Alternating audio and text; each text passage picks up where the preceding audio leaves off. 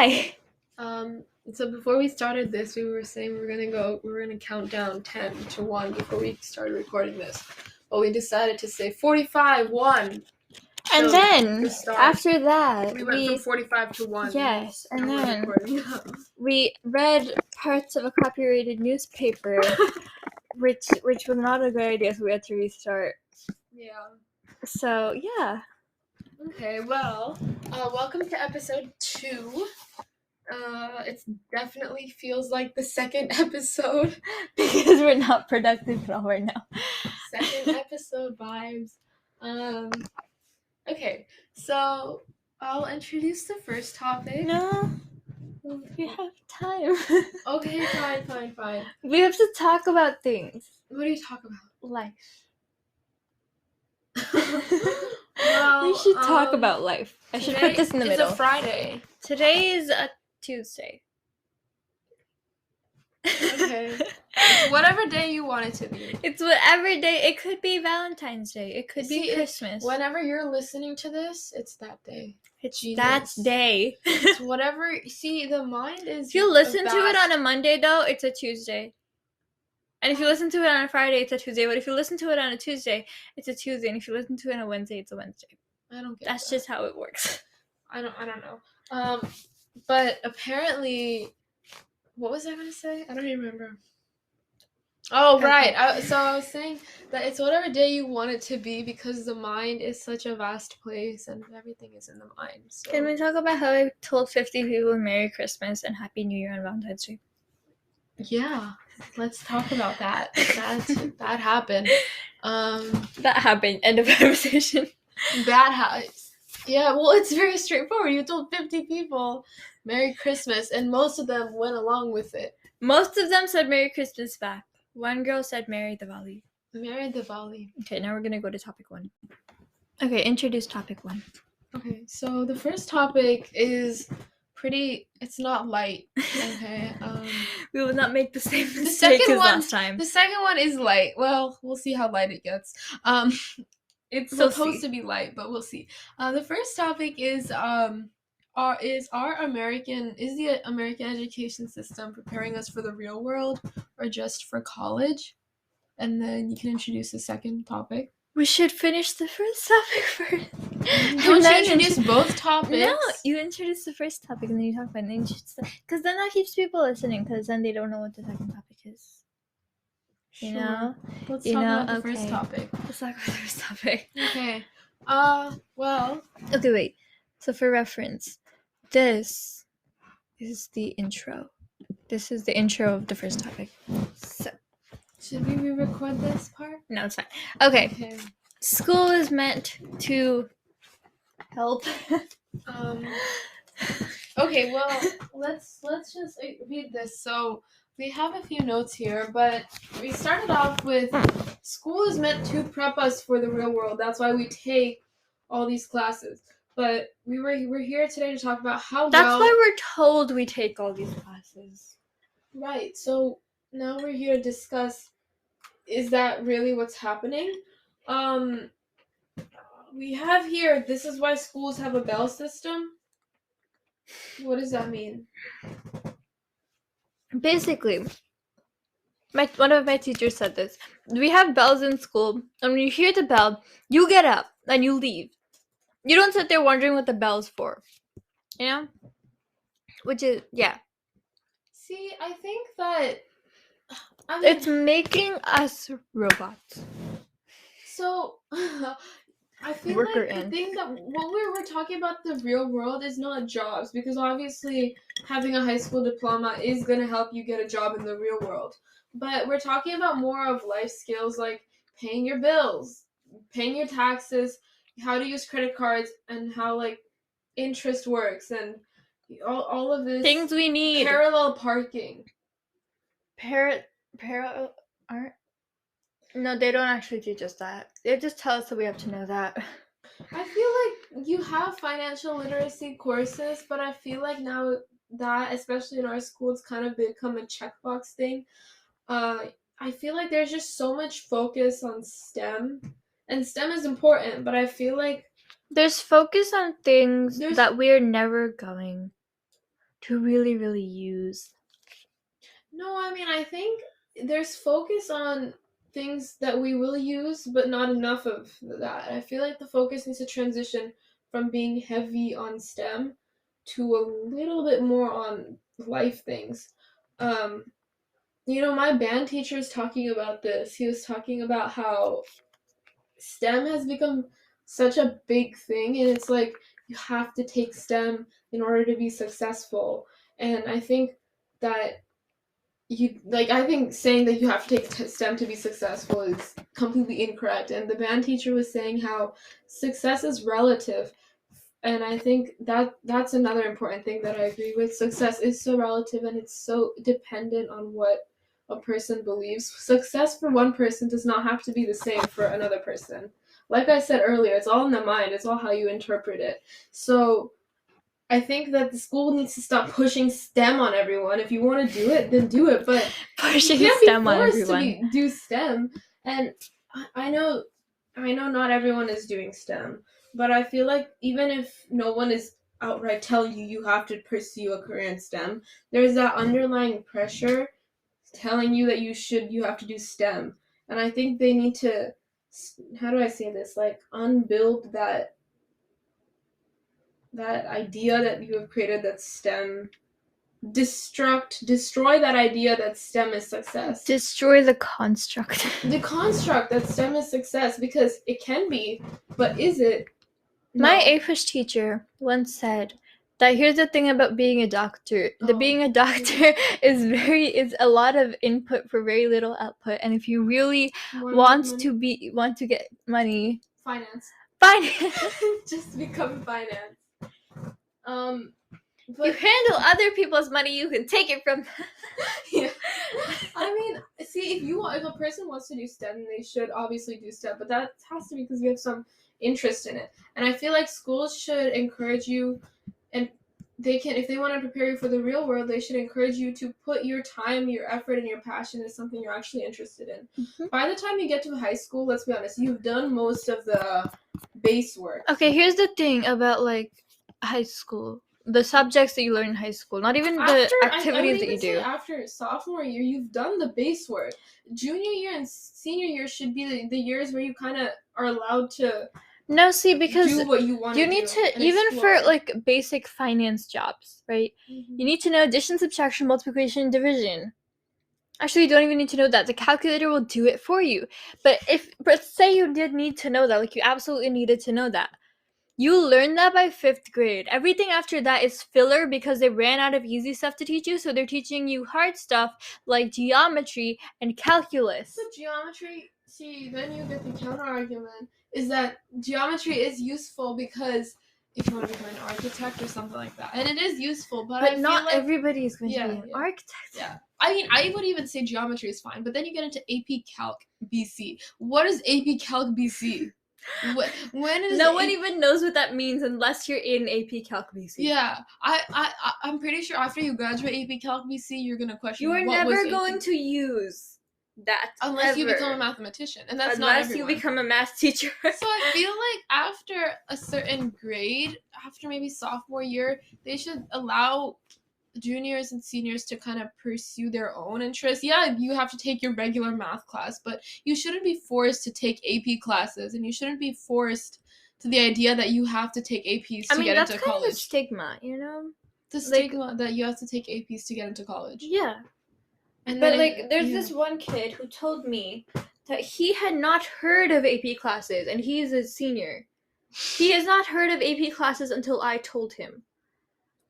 Which I'm a little bit concerned about. Article from youthtruthsurvey.org, and it's saying 87% of students surveyed they want to go to college, while 2.8% do not and 10% aren't sure. However, these students tend to feel less prepared for the future careers than they do for college.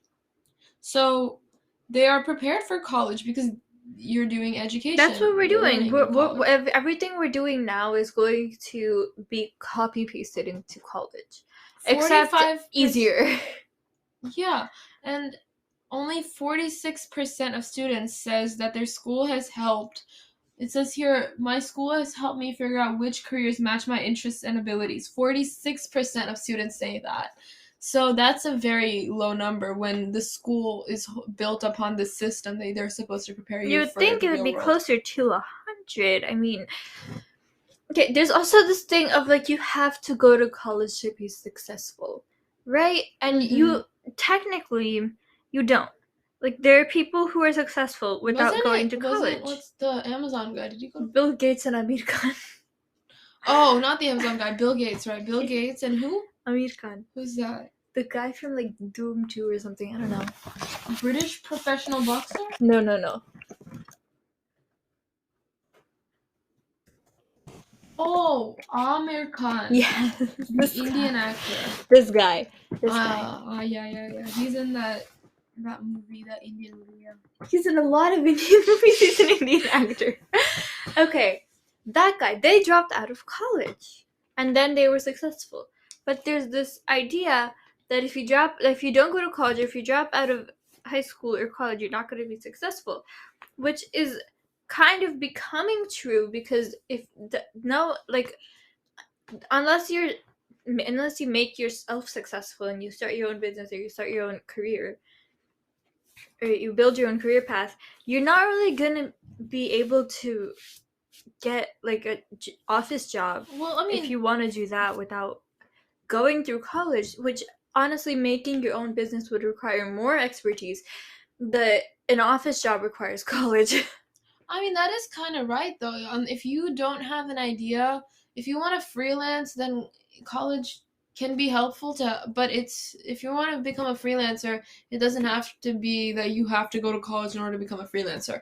But if you do want to get a job in the future, working for a company, then yeah, you might have to go to college. But see, I think school is preparing us for college, but not the real world. And they expect college to prepare us for the real world. But college thinks you're already prepared for the real world. Because they expect school to prepare us for the real world. Exactly. So then in the end, ultimately, we don't get prepared for the real world. Like, you get it. See, I feel like school is important because you get an idea of basic subjects and you get the... But you don't get high an school idea is supposed to life. build a platform for your education, and college is supposed to build on that platform. So... But see, high school is supposed to build a platform. It's supposed to help you figure out what you want to do. Mm-hmm. But we're expected to get hundreds and A's and everything so we can go to college and do one thing.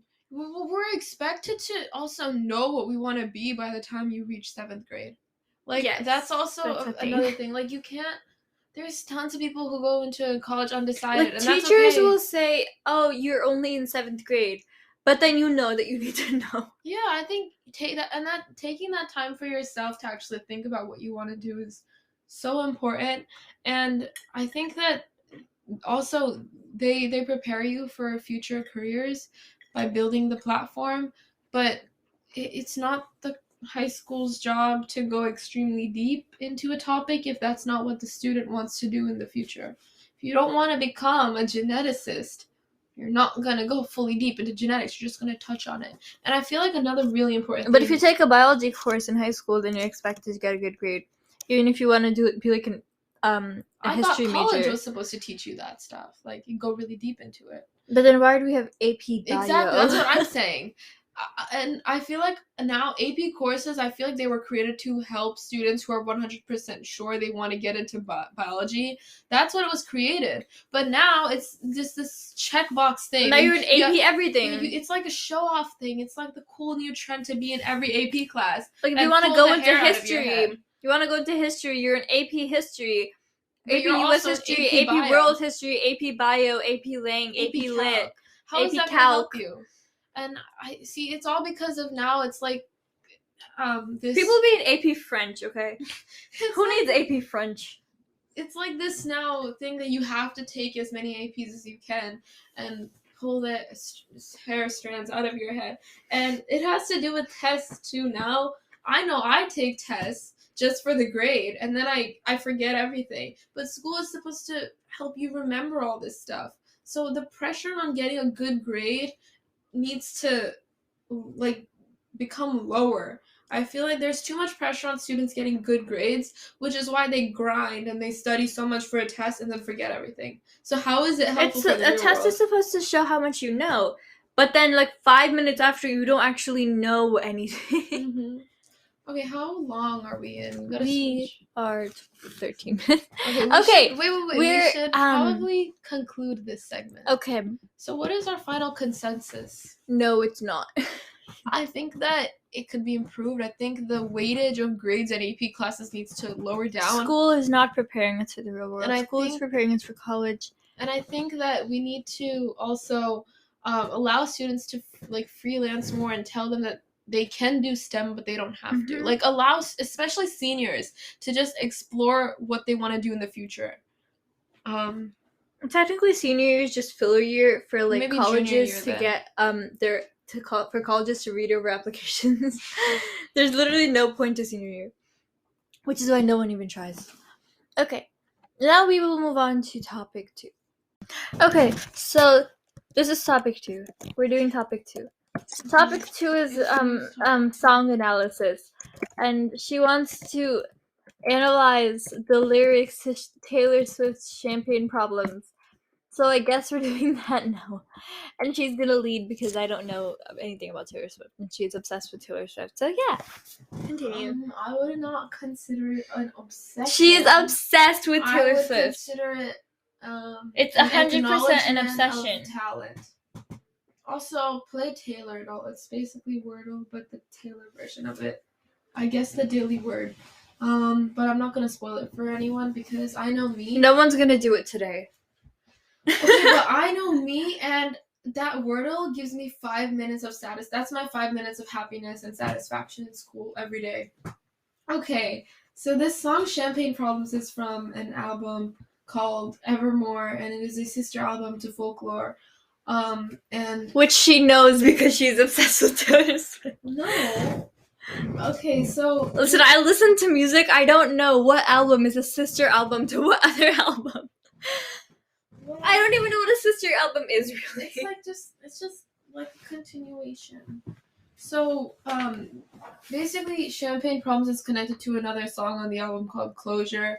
It's about this person who is getting proposed to, and this person I guess not rejects, but so now they're married at the end. No, so this person is in a relationship and they get proposed to and they turn down the proposal, and this is their point of view as to why they turned them down. And well, why did they turn them down? Well, you'll see. So do you want to introduce the first part, the first 4 lyrics? I don't know anything about this. You have to introduce the first 4 lyrics. You booked the night train for a reason, so you could sit there in this hurt. Bustling crowds or silent sleeper. You're not sure which is worse. So now that I've given you backgrounds, what do you think this is about? Like just the first lyric. So they proposed and then the person got mad, so they left on a train, on like a red-eye train. That makes sense. No, it doesn't. Yes. So it says, you were. Where did it go? The lyrics. Okay, you booked the night train for a reason, so you could sit there in this hurt. Obviously, this person has been hurt because, well, obviously their proposal was rejected. And then they are saying, bustling crowds or silent sleepers. You're not sure which is worse. So I found this quote particularly interesting, and actually I did not know what it meant. But let's look at the meaning.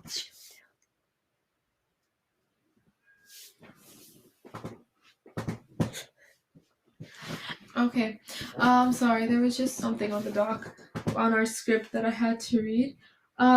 So bustling crowds are silent sleepers, according to the website that I was reading from. It apparently has a double meaning, so let me just see what they're saying here. I think it's like a good relationship or a bad relationship. I think so. Bustling crowds are silent sleepers. So it says, despite the fact...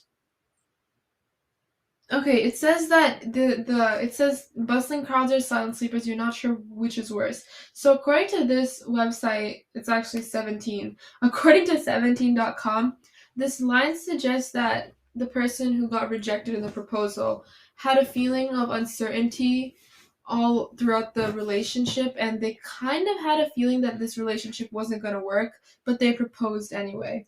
Like all along they knew that this relationship was not going to last. Okay, so They should get a new one. a new one. A new relationship. Well, of course. If this one wasn't gonna last, they should get themselves a new one. Yes, but it's a song. Eh. Okay. Let's see. Where else can we find interesting things? Okay, we should go a little bit faster because it's been 5 minutes and we have like 5 minutes left. Okay. Let's go back to the lyrics. We can skip the next part. It's just actually crestfallen on the landing. This is the third lyric of the second set of 4.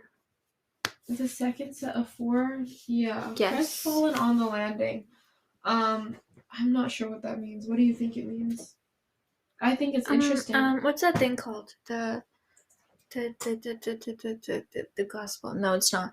The place where people stand and get married. What? The place where people stand and get married. The altar. Mm-hmm. The altar. It's the freaking altar. What about the altar? The landing is the altar. Oh, so crestfallen on the landing. They're crestfallen on the altar. That makes sense. Yes. Okay. All songs are double meaning. So that actually. Also, we could be very tragically wrong. That is always an option.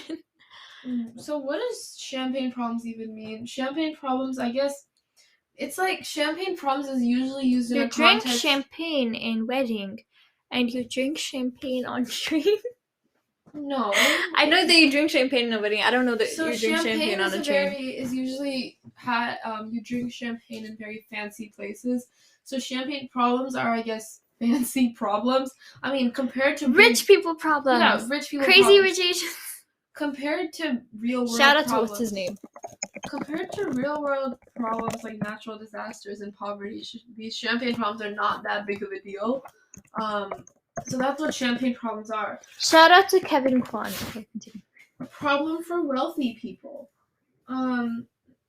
So in this, going back to the song, it says, "Your heart was glass, I dropped it." I love this line because she could have easily just said, "I broke your heart," but no, she has. It's a metaphor. The champagne glass. Yeah, it's like your heart was glass and I dropped it. It's broken.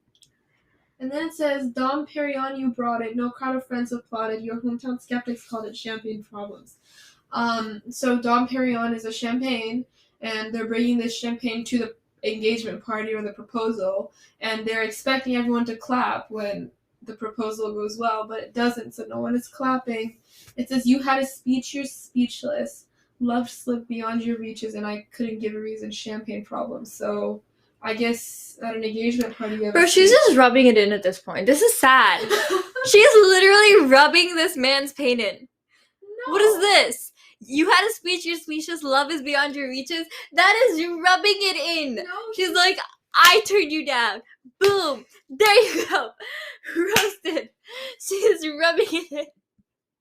I have not seen this song before. I am literally just realizing she is rubbing these problems in. Okay.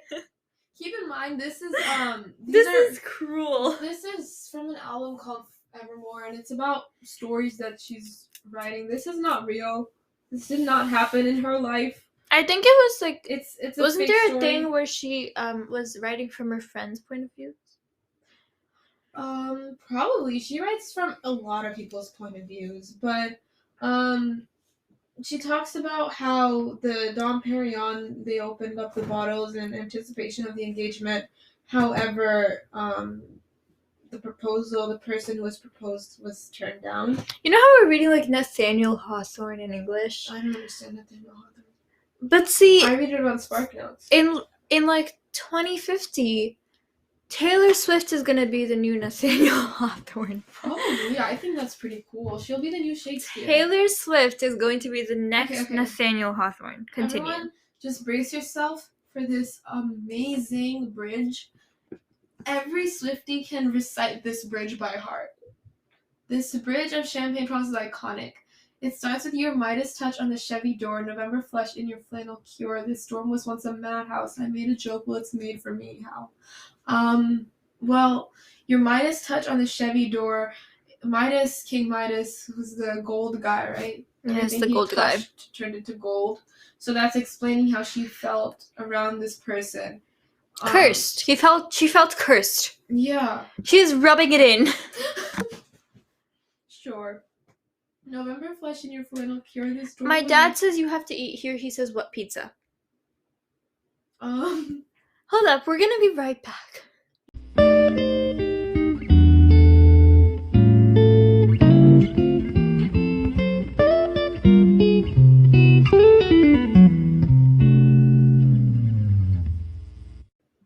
Okay, the pizza issue has been resolved.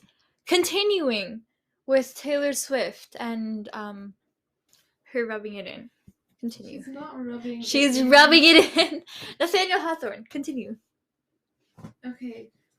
Taylor says that Champagne Problems is the one where longtime college sweethearts had very different plans for the same night. One to end it and one who brought a ring. So that is no, she's literally rubbing it in.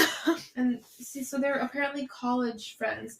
And I guess that has to. There's a lyric. They're college friends or college sweethearts? College sweethearts, and there's a. Then they were together in college.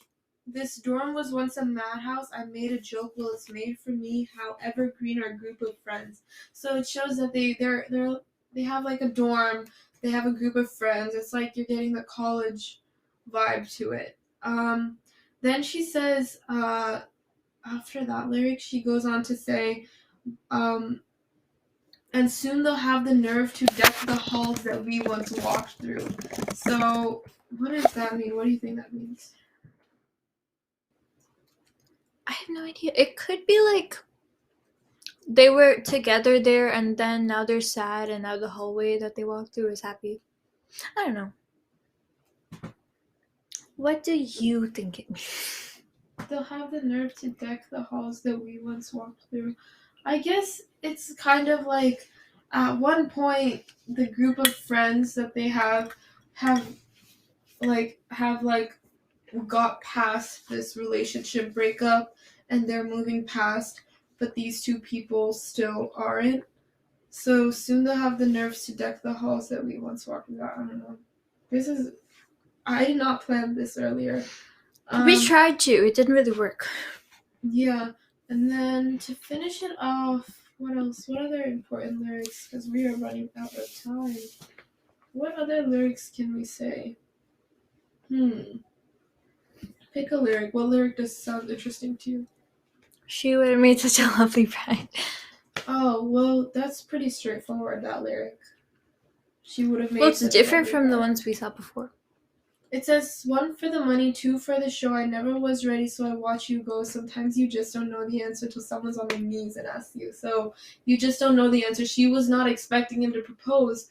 She didn't know the answer if he did propose until the person proposed. Except for those few, sketchy people that plan proposals together and then propose. Well, yeah, do people do that? People do that. It takes the excitement out of it. It does. Why would you want that? They're doing it for the Instagram picture, though. Well, that's 1 for the money, 2 for the show. Wow. Oh, wow. 2 for the show, apparently. That's my connection. She would have made such a lovely bride. What a shame she's effed in the head. They said, but you'll find the real thing instead. She'll patch up your tapestry that is I found this detail. This is interesting. I found it as a comment on YouTube.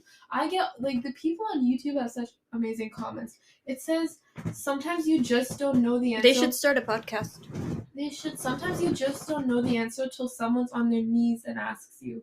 And they're saying that when you propose, you get down on one knee. But here it's knees. Plural. Oh! Here, however, this person got down on one knee to propose. He went down on both knees, signifying begging and representing helplessness and desperation, imploring this person to stay. Taylor Swift is Nathaniel Hawthorne. This only solidifies it.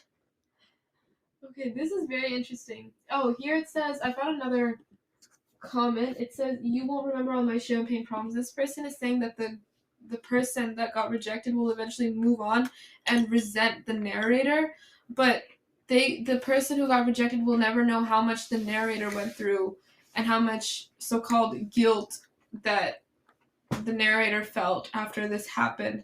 And the lyrics... No, because isn't that a thing? Like you hear the perspective of the person who got rejected, but you don't know what the person who did the rejecting felt, you know? Oh, here's another one. 1 for the money, 2 for the show. I never was ready, so I watch you go. This person says that the phrase 1 for the money, 2 for the show is part of a rhyme. The full rhyme goes 1 for the money, 2 for the show, 3 to get ready, and 4 to go. I feel like the remaining part of that doesn't really fit with the context. 3 to get ready and 4 to go. She's leaving. It means ready, set, go. She's leaving. So the narrator doesn't continue. That's smart. The narrator, this person is saying the narrator is not continuing this full rhyme because they were not ready to go to marriage. So, that annotation test you did in English, the quote should have been from Taylor Swift. It should have, because it says 3 to get ready and 4 to go, but she doesn't say the rest of it because they were never ready to actually go and move forward. They were never ready to get married. This is why you analyze these people on YouTube are so smart. Let me see if I can find anything else interesting. Wow. Yeah, I feel like for this episode we're about to hit like 35 minutes. But that's fine. I think. Yeah, see this that again. Could be fine. Plural. Your heart was glass, I dropped it. Oh, here. This dorm was once a madhouse. I made a joke, well, it's made for me. And apparently, according to this person, it means that these two college sweethearts were together. They trusted each other since the beginning, but now it says here since they trust each other from the beginning, but now that trust is kind of lost, I guess, because they both had different ideas for the same night. I mean, one of them did really have an idea. True. It says bustling crowds or silent sleepers. You're not sure which is worse. This person is saying once you're in despair, you don't feel like talking to people. You're kind of just in your own bubble and you're left alone with your thoughts. But also, you kind of, when you're in pain, you want to be alone, but you also don't, is what this is saying. Because if you're in alone, then you, this whole... No, because first of all, you don't want to share your pain with other people. Yeah, but you also don't want to be alone. And you don't want to tell people your pain because that's personal, but then you don't want to sit there in your silence and misery and sit in a bucket of ice cream. Because silence can be loud, and that's ironic, but it can be. Then you have tear ice cream, and no one wants that. Right. So... I think that's, according to this person, it's actually this Taylor Swift section is 16 minutes. Okay, well, that is the end of this section. That is the end of the Taylor Swift My section. credit goes to the YouTube comment section. My credit goes to Taylor Swift. Please don't sue us for copyright infringement. We really hope that this does not break any laws. I really hope that doesn't break any laws. All credit for this song goes to Taylor Swift. All credit for all the lyrics goes to Taylor Swift. Taylor is a genius. And William Battery, aka Joe Alwyn, who wrote this with her. Google says that he was a co-writer. Yes, William Battery. We're gonna trust Google. Is his pseudonym. What's his real name? Joe real Alwyn. name. Joe Alwyn. No wonder he went with William Battery. And nobody in the music business named Joe. Okay, that is the end of topic 2. Thank you. Okay, this is the last segment. Welcome to the last segment. Congrats. This is the conclusion. If you stay I'm excited to see how long this is. Oh, do you want to tell them about the face cookie? Oh, yes. If you stayed till the end, you are amazing. And you get to hear about the face cookie. You get to hear about the face cookie. So we got these cookies. And we have these small plates, right? They're like snack plates. The cookie is the size of the plate. It's the size of my whole hand, and it's covered in frosting, and we've been here for 40 minutes straight, and we have not finished the cookie.